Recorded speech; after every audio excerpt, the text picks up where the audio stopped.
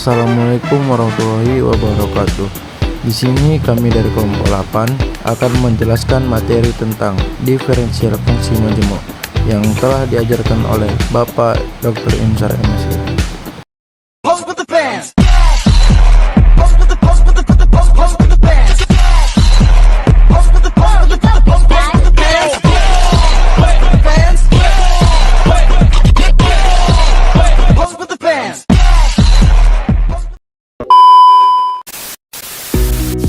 Halo teman-teman semuanya. Jadi di sini kita akan membahas diferensial fungsi majemuk. Nah, jadi terdapat 3 topik utama, yaitu yang pertama adalah diferensial parsial, yang kedua diferatif dari diferatif parsial, dan yang terakhir adalah nilai ekstrim maksimum dan minimum. Jadi di sini saya akan membahas yang pertama, diferensial parsial. Diferensial parsial adalah sebuah fungsi yang hanya mengandung satu variabel bebas, hanya akan memiliki satu macam turunan. Jika sebuah turunan fungsi mempunyai n macam variabel bebas, maka ia akan memiliki n macam turunan. Jika y sama dengan f dalam kurung xz, maka akan terdapat 2 macam turunan. Yang pertama, turunan y terhadap x dalam kurung dy per dx. Yang kedua adalah turunan y terhadap z dalam kurung dy per dz.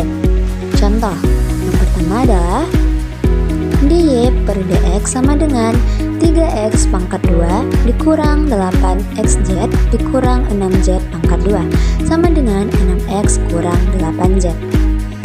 Yang kedua, dy per dx sama dengan 10z dikurang 4x pangkat 2 dikurang 12xz dikurang 8 sama dengan minus 8x dikurang 12z.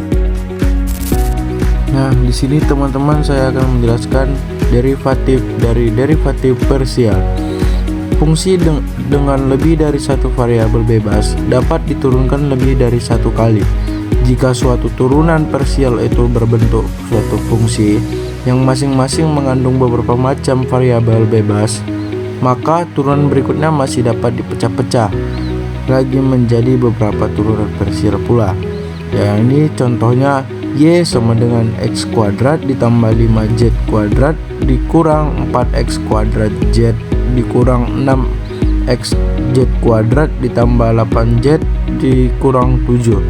Ya, nomor 1 diketahui dy per dx sama dengan 3x kuadrat dikurang 8xz dikurang 6z kuadrat. Yang kedua, dy per dz sama dengan 10z dikurang 4x kuadrat dikurang 12xz ditambah 8 menjadi d kuadrat y per dx kuadrat sama dengan 6x dikurang 8z. D kuadrat y per dz kuadrat sama dengan min 8x dikurang 12z. Yang kedua, d kuadrat y per dx kuadrat sama dengan min 8x dikurang 12z. D kuadrat y per dz kuadrat sama dengan 10 min 12x.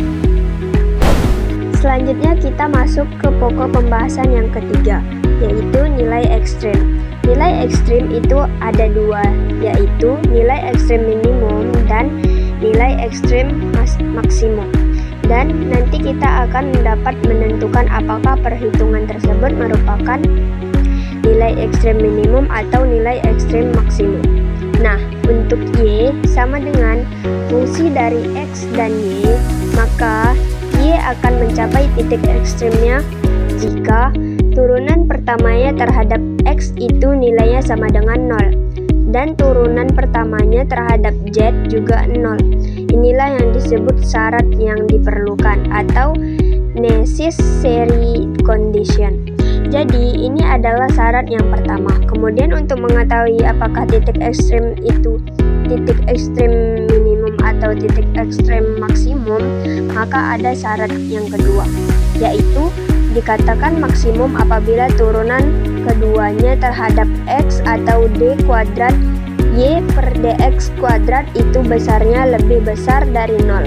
Dan turunan keduanya terhadap z atau d kuadrat y per dz kuadrat itu besarnya lebih besar dari 0.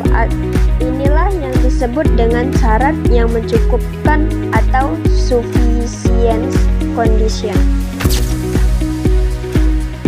Baik teman-teman, selanjutnya saya akan menyelesaikan contoh soal.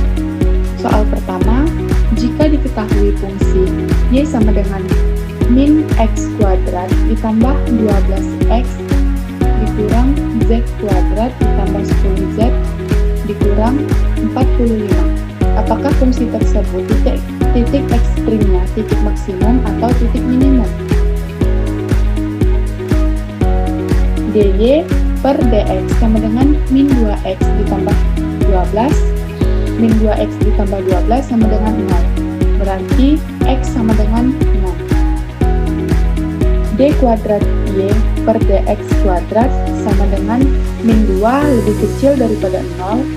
dy per dz sama dengan min 2z ditambah 10, min 2z ditambah 10 sama dengan 0. Berarti z sama dengan 5. d kuadrat y per dz kuadrat sama dengan min 2 lebih kecil daripada 0. Y sama dengan min x kuadrat ditambah 12x dikurang z kuadrat ditambah 10z dikurang 45. Y sama dengan min 6 kuadrat ditambah 12 dikali 6 dikurang 5 kuadrat ditambah 10 dikali 5 dikurang 45. Y sama dengan min 36 ditambah 72 dikurang 26 ditambah 50 dikurang 45. Berarti Y sama dengan 16 karena d kuadrat Y per dx kuadrat dan d kuadrat Y atau dz kuadrat lebih kecil daripada 0, maka titik ekstrimnya adalah titik maksimum dengan Y max sama dengan 16.